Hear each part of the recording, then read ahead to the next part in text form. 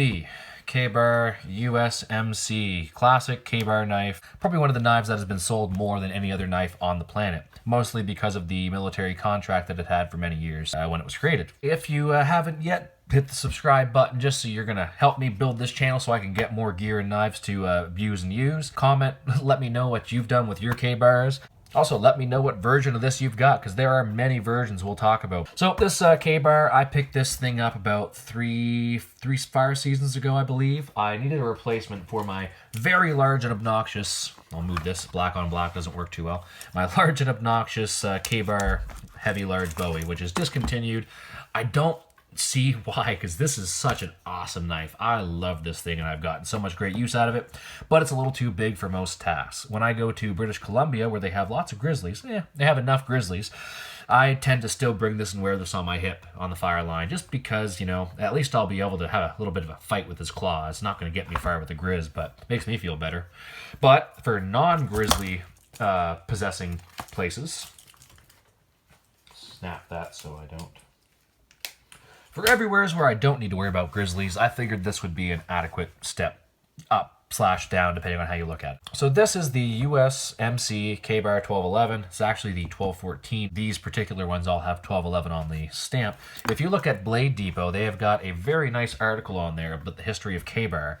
And, you know, they've got this entire list here of all the model numbers with all the, you know, blade styles and sheaths and steel, all that kind of stuff. So it's quite extensive. It's quite a thorough story explaining how Ka-Bar was initially formed. So back sometime in the 20s, I do believe, a trapper got a hold of one of the owners of the initial manufacturer of this knife, and he was hunting, shot a bear, his gun malfunctioned, and he ended up killing the wounded bear with this knife.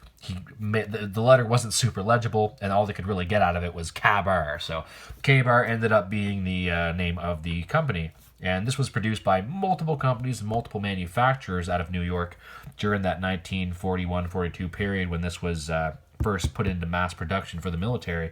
But Ka-Bar ended up being the one of the spin-off names of those companies that just kind of blew up and took off. Ontario Knife makes a very similar version of this. They were also in that New York production. The Ontario version is a little bit cheaper, but they're all basically going to be called and considered Ka-Bar knives. It's the same, more or less the same knife, 1095 steel. A little bit of variation in the presentation and such, and a little bit handle materials and sheaths and whatnot, but generally speaking, all very similar. Just got to choose your flavor. Really quickly, the most common ones with the 1211 stamp on it are going to be the 1211 straight edge black leather sheath, the 1212, which got a combo edge, much like this one, and a black leather sheath. 1213, straight edge, full straight edge version with the nylon sheath, or this one, which is the 1214, the combo edge, black Cretongy handle, it's a polymer, and the nylon sheath. All these handles on these four models are that Cretongy polymer. So there are many other versions you can get. You can get the brown leather wrapped versions. That's the I think 1217 and 1218 are the leather wrapped combo and straight version. Not in that order. 17 is the straight version, leather and brown leather sheath, and the 1218 is a brown leather handle, combo edge, brown leather sheath. There's also the new Space Bar, the Space Force version that that Ka-Bar has created, which I think is actually really handy because it's a light, like kind of a sky blue Cretongy polymer handle. And as far as colors that show up well in the woods, there's not a lot of blue that naturally appears in the woods aside from like the blue sky. So actually a really good color for visibility. And it's essentially, yeah, the same knife just with a blue polymer handle and a gray finish on the pommel, handguard, and the sheath. There's multiple other versions. There's OD green, desert tan. You can get this in many, many varieties. As well as a D2 version for probably about $100 more, which is a lot more rugged, you know, durable, hard use tool steel, which I don't have any experience with myself just because it's not a rust-proof steel and I live near salt water. I will be picking up a D2 knife just to try it out and see its limitations at some point, but probably won't spend $200 on the D2 version of this. I think I paid about $110 for this. You can get all the different variants on Amazon. You can get this in pretty much any version on Amazon, almost anywhere in the world. Most knife stores are going to carry these. It's a very common, very easy to find knife. And, you know, for a lot of good reason. It's very, very, you know, across the board utilitarian for just about anything except for maybe small carving tasks or concealability, because that's a pretty big freaking knife. So I've used this knife for a lot of things it shouldn't be used for. It's not the thickest blade stock, especially you got this swedge here in the back, so batoning on this, I got a couple nicks on here, but I don't baton too much with my knives. I use like axes and machetes or rather axes and hatchets, things that you're supposed to chop and split wood with. But yeah, it can be done. It's not the best idea with this one, but it's a pretty solid blade. The tang is not solid all the way through, so it's going to break. It's probably going to be right in here by this print. You can find videos and pictures of these broken right around here. Overall, I've chopped down some very large tree, like, you know, very large, I say probably 6 to 9 inch spruce and some different hardwoods, and I made different things, lean-tos and bear spears and stuff like that with this, and it's performed really well, holds an edge great. 1095 is just such an awesome bush steel and super easy to touch up in the field. And I did get the serrated version just for that extra sawing and rope cutting capabilities, zip ties, different stuff, just a little extra pull and starting out right down to that base. It's just what I tend to like for a bush knife, but as the years have gone on here, I've last year or so really started to appreciate the full belly a little bit more on most fixed blades, which is the direction I'm going now.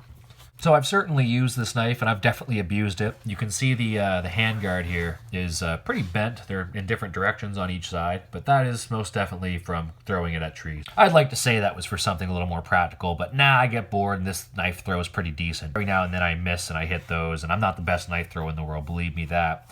And, you know, then I just go and bang that off a rock, straighten them out. And I'm sure over time, those are only going to get weaker, and eventually I'll snap one off. Kind of like I did on the trainer by throwing that at some cardboard. Nick those, and eventually those come off. Anyways, it's pretty solid, and, you know, considering what I've done to this thing, it's been through some pretty good abuse. As far as similar products go, say you can get this. The Ontario Knife Company makes a very similar, basically the same knife. A little bit cheaper, actually, if you were looking for a budget version of this. I think in American dollars, this one comes in around the $90 range, and the Ontario version comes at like $60-70, so a little bit cheaper. I don't know if there's that much quality difference. You guys can chime in, let me know down in the comments if you've had better experience with one or the other, but for me, this is what I've used and what I stuck with. But there's plenty of different K-bars on that website. You go through and you can check your different variations. There's Tantos, there's all kinds of different stuff. My comparable knife was the larger K-bar large bowie here, which isn't really comparable. It's just a small machete, but that's what I was using. And now that I've upgraded, I don't carry this as much, but it still stays in my bag when I'm going certain places. Instead of maybe an axe and a large knife, I might carry a pocket knife and this. Or this thing nowadays, which is a little more manageable and easy to get through the woods, but it does not have the same chopping power as that as a larger machete or knife does. As far as the aesthetics and presentation of it, it's it looks like a fighting knife, doesn't it? And it really does startle some people when you haul this out, or if you carry it on your side walking into the grocery store after you finish work, let's say, which not a smart idea, but sometimes you've got a few items on your belt. You get out of the car, you jump in the store, and you realize when you're walking through the door that you look like you're going in for trouble. So definitely not the best bring out in public knife if you're not looking to catch some eyes. The brown handled version with a brown sheath, you'd probably get away with it because it looks much more like a hunting knife as opposed to this black on black tactical thing, which, fighting utility knife, hey, it is what it is, but it's a very good utility knife. And again, in Canada, we're not defending ourselves against anybody with this knife, but if a coyote attacks me in a Walmart, I'm going to be able to match whatever he's carrying more than likely. The coyote, that is, because coyotes, they could adapt. They're pretty smart. So, to finish off this overview section, to give that a quick use and abuse rating for how hard I have abused this knife, we're going to give it an 8 out of 10. It's been through more than most of my knives, and while I have limited what I've done to it to some extent, I've pushed those boundaries in almost every way I can, short of trying to, like, say, pry open very heavy objects, because I don't really trust that narrowed down tang in there, and with that printing on both sides here, that's going to break right here if it's going to break anywheres. So, for the specs. This knife is huge. It's just shy of a foot. It is 12 3/4 inches in total length, with a 9-inch blade and a 4 3/4 inch handle. That allows you for some pretty good reach if that's what you need, if you're trying to cleave off a few light branches, like making a hot dog stick. Oh yeah, that's the ticket right here. Also, nice little notches for sharpening your pencil in the field. Pretty handy. But overall, the size of this knife is pretty substantial, and probably more than what you're going to need for most tasks. Handle material is that Kraton G polymer. It's pretty good, rugged. It's held up well for me. No real issues there as far as material goes. That 1095 blade steel is not stainless, but it is coated. The coating has worn off quite a bit here on the sides where I beat it through some things. But it's held up well, and like I mentioned before, I think in my intro video, I don't take care of my knives or oil them like I should, and these non-stainless should have a little bit of oil or something. Been starting to use a little bit of Tough Glide and experiment with that. Tough cloth, yeah, Tough Cloth and Tough Glide. But I'm still not sure if that's the best route to go, so I'm going to continue to try and take better care. I've never really had much issue rusting. That will rust on that blade if you leave that wet, but I try and at least dry my blades off, and I haven't had that many issues. But take care of your gear better than I do, pretty much always. The blade type, that is the only type that you can get for this particular, the 1211 type model, this classic K-bar shape, is this clip point with this, I guess you'd call it a saber flat grind. So it's the where this first bevel meets the blade stock is the saber grind, going down to that secondary bevel, which is your flat. And your blade experts, please let me know if I'm ever off on these things, because I'm just trying to round up my knowledge on a lot of these blade specs that I've not really looked into too much. So help me out, steer me in the right direction if I'm getting off kilter here. So as far as the sheath goes, this nylon sheath is my choice over the leather one for sure as far as durability, especially where I'm in humid and salty environments. This is my second one of these. You can pick them up on Amazon for I think like $15 American, $20-25 Canadian. And I broke it by not using this clip, this little snap here. So you should probably have it on like that, but I just tended to carry it like this, especially times when I was using it frequently. And what happened eventually was that kept dangling, and then I caught on something, and then it got pried open. And yeah, so I think right in here in this connection is where the damage happened on my first one. And say at that point there was no detent left on this blade, and if gravity allowed, that knife was coming out of there. So I did pick up a new sheath for it, and it's not a big deal, $25. The amount of use and abuse that I put the first one through, I'm surprised it lasted that long, and I've kind of learned now to keep that up or be a little more conscious of how it's dangling. But I do prefer to wear it on my hip like that, given all the different lashing options you have for a molly gear and whatever you wanted to lash it to. You pretty much figure out a way to do it. But for me, going through the woods, or maybe jumping in and out of a sorry, that sounds ridiculous. Climbing in and out of a helicopter, which is on the ground. Stuff like this sometimes can be a pain if you're jammed up with a few guys in a back seat. And having that dangle a little bit looser like that allowed me to move it around a little more freely. Feeling very confident, testing it many times, that blade wasn't coming out of there, if it did happen to end up in that weird position. So overall, pretty damn good sheath. I'm pretty happy with it. Could be a little stronger maybe right there. A little more reinforcement at that seam. The other thing to mention too is while this knife is made in Olean, New York, USA, the sheaths for this, both the leather and the polymer, are made in Mexico. So that's something I did not know until looking up some stuff for this video. I don't see a made in Mexico label on this anywhere, but I guess they're not really bragging about that. But not that there's anything wrong with Mexico, but when you buy a knife made in the USA, I think you just kind of assume that the whole thing's going to be manufactured in the USA. As far as ambidextrous features, for us left-handed folks out there, the 10% of that population will enjoy this section, which is pretty good for this knife, being that it's 100% ambidextrous. This is a pain for most fixed blades for us left-handed folks. You're going to have to wear it on your hip and reverse draw it so that you have your blade forward and you've got a grip on it. But I mean, you're going to have to reverse, because almost nothing I'm doing in the field am I using a reverse grip with a knife like this. So having to draw a reverse grip's a pain in the ass. So ambidextrous sheath on an ambidextrous knife, big win.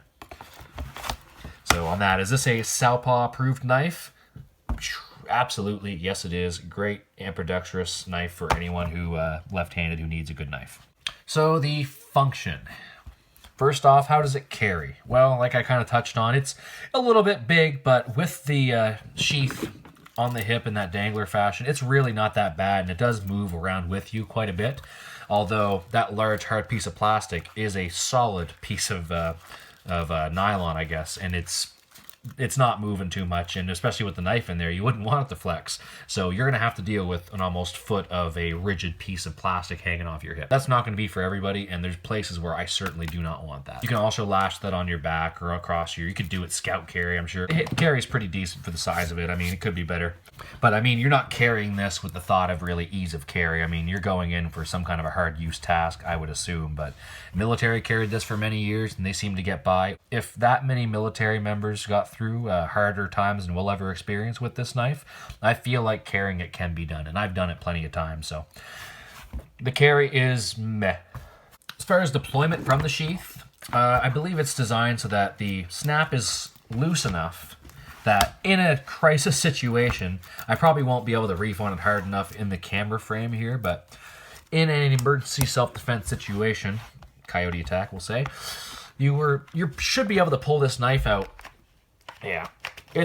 I'll probably put my elbow through a wall here, but you should be able to pull that out with the snap, but it's pretty intuitive as you're grabbing it, even to just kind of give that a yank and then pull it out. But generally speaking, you won't have any issue getting this knife out of the sheath. These two thumb ramps here are very, very easy and very intuitive to just press on as you're pulling it out anyways. You could pull it out, and you will get it out, but if you're just giving a little press, that slides out of there beautifully. However, I have had it happen before when I was wearing it without the snap done up. So I did put some orange flagging tape, which I think at this point, if you can see that, is basically molded into the plastic almost.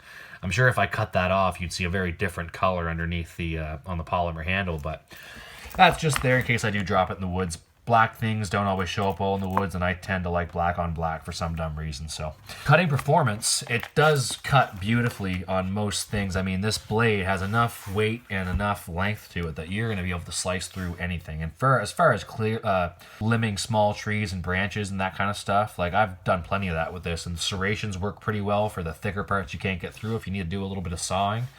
And no, it cuts beautifully. There's really not much issue as far as the cutting performance goes.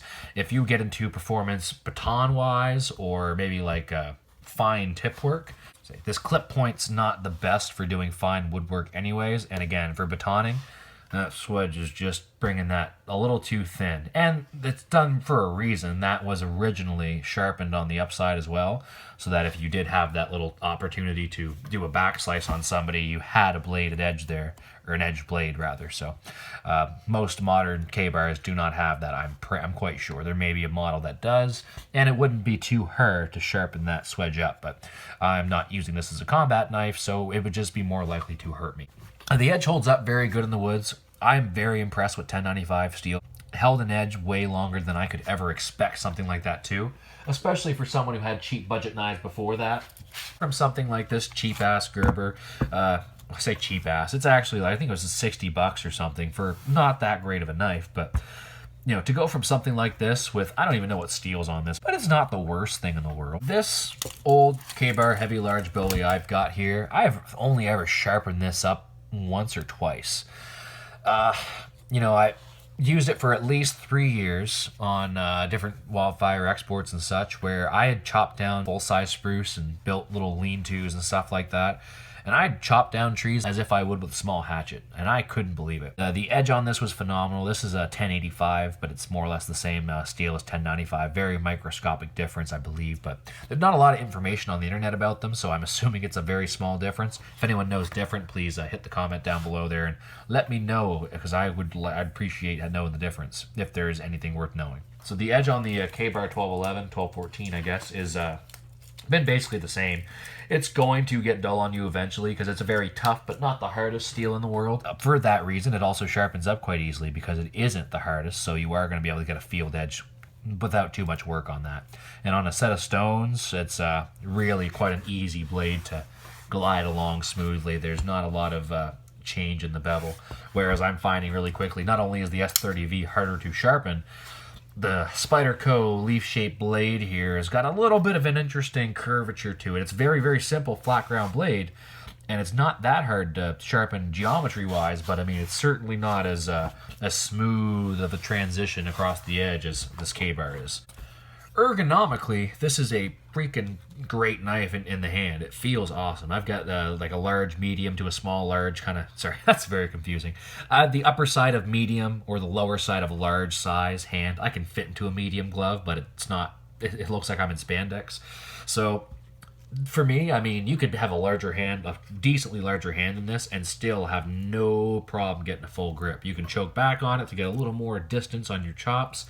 And the handle's molded really well. It's not perfectly round. It looks almost like that, but there is a slight oval to it, like it's or bevel, or yeah, it's an oval kind of a shape. Gideon's Tactical mentioned in his video talking about one of his videos, I guess, talking about this knife, that sometimes chopping it can tend to turn in the hand, and I have had that issue before, like chopping new things. I think as I go, I tend to adjust maybe a little bit after a few strikes if I feel it, and that's not really ideal. You should be able to hit this over and over again without any hot spots, which there isn't, or without it turning in your hand. You're expecting the blade to be this way. You don't want to go strike and all of a sudden it bounces, then you're doing something that you shouldn't be doing to yourself. So that's really the only downside to the ergonomics. Precision of use, not so great, because this is a large knife with a not super precise, well, clip point's not the best for doing fine woodwork and like carving things out. That just is what it is. I actually use this knife to carve this small Filipino martial arts style stick.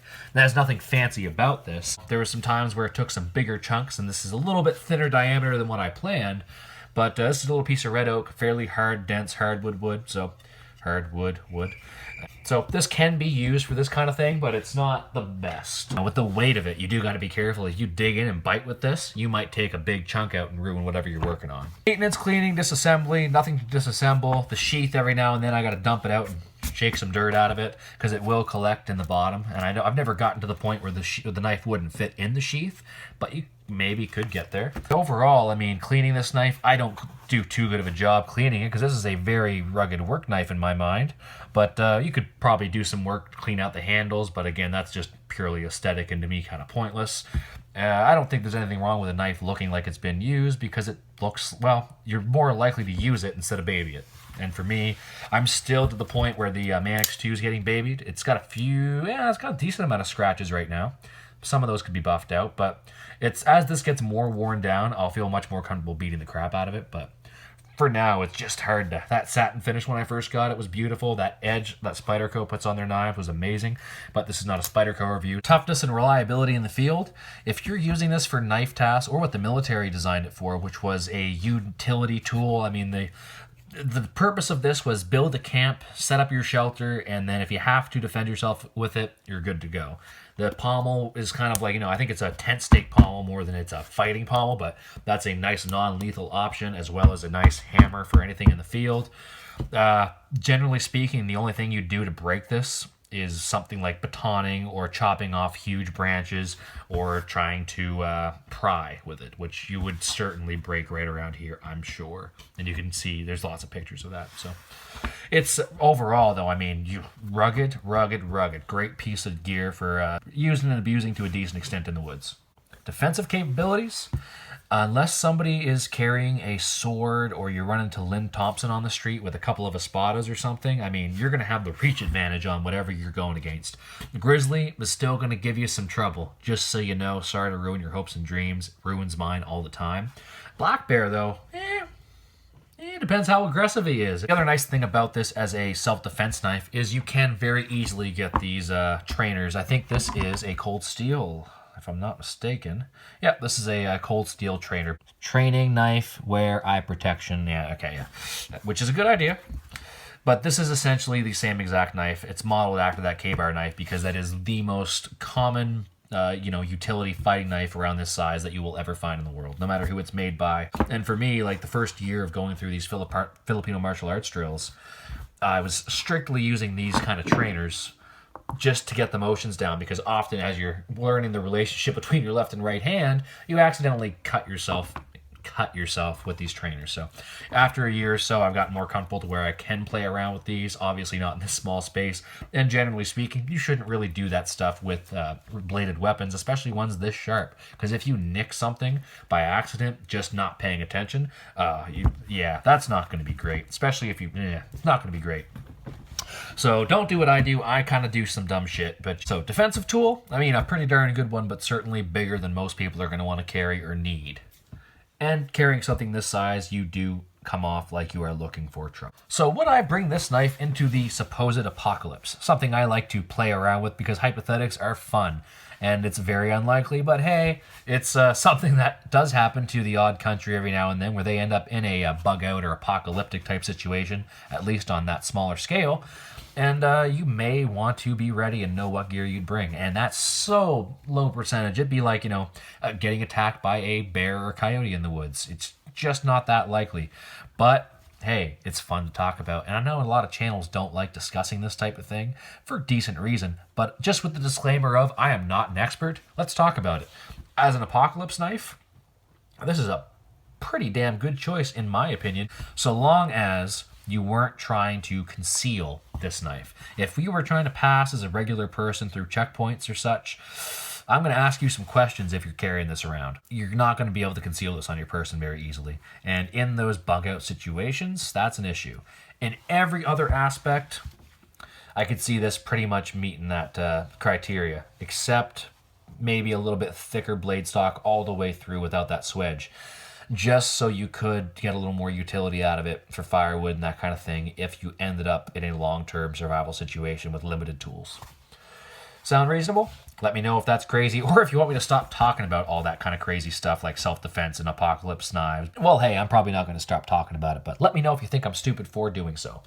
So lastly, after we've moved through all of these different sections, I want to see what the overall hog rating of this knife is. And that's taking into account, the durability, the toughness, the small things that maybe normal people might not have to worry about breaking, but I might break. Those are all what I'm going to take into consideration for this. And for this knife, altogether, I'm going to give this a 7.5 for the hog rating. Its shortcomings for me, these handguards are really nice, but maybe something a little different or design-wise a little bit different so I could throw it at trees. That's my problem, right? That's not the nice problem. That's pretty damn solid. But, I mean, the tang could be a full solid knife all the way through, or a full solid piece of steel that doesn't taper the way it does. As you can see in the pommel here, it's got the end of the tang thicker than that up here, but it's quite thin and tapered through this handle. So you could break this fixed blade knife, which as a fixed blade knife, I won't say enthusiast, but as a carrier of fixed blade knives, I don't like the idea that my fixed blade could snap in half on me. Shouldn't, but it could. That's an issue. The tip's not perfect for doing a lot of stuff. It's pretty solid, and you probably won't break it off, but it's just not ideal for me. It's that sharpenable swedge up here. Again, for what I need, not necessary, and it's just more likely to make the knife weaker in that area. The stamping, it's nice having stamping on the blade, but that's really deep in there, right? That's got to compromise the integrity of the blade, at least a little bit. So 7.5 is where I'm sitting on that, and I'd be curious to know what the average thoughts are on this, so give that a hog rating yourself. As far as hard-on gear equipment goes, where does this knife sit for you in that 1 to 10 scale? That's it for this review. Like if you like this video, and don't like it if you don't. In fact, hit the dislike button so people know how dumb you think this video is. But click one of them and comment on anything that you feel like you needed to let me know that I missed in this, or some information or history that I might have gotten wrong, and subscribe to this channel if you want more of these videos. Thanks for watching. This is the Hard On Gear channel, signing off.